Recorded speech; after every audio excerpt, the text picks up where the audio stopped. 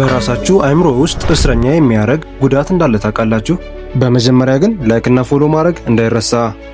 ሰላም፣ ዶክተር ብሩክ እባላለሁ። ሕክምናንም ቀለል አድርጌ በአኒሜሽን 3D ቪዲዮዎች አስረዳለሁ። አያርገውና በሆነ መጥፎ አጋጣሚ አንጎላችሁ ተጎዳ። ራሳችሁንም በመሳት ኮማ ውስጥ ገብታችሁ ከሆነ ጊዜ በኋላ ነቃችሁ። በምትነቁበት ጊዜም ሁሉንም ነገር እያወቃችሁ ሰውነታችሁን ግን ሙሉ በሙሉ ማንቀሳቀስ አትችሉም፣ ማውራትም አትችሉም።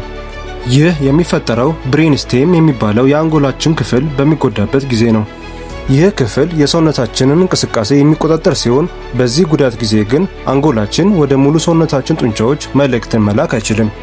ስለዚህ ከሰው ጋር ለመግባባት ብቸኛው ማድረግ የምትችሉት ነገር አይናችሁን መግለጥ፣ መጨፈንና ማንቀሳቀስ ናቸው።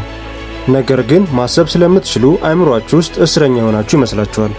ይህ ሁኔታ ሎክድ-ኢን ሲንድረም ይባላል። ሐሳባችሁን በኮሜንት አስቀምጡ። ላይክ እና ፎሎ ማድረግ እንዳይረሳ።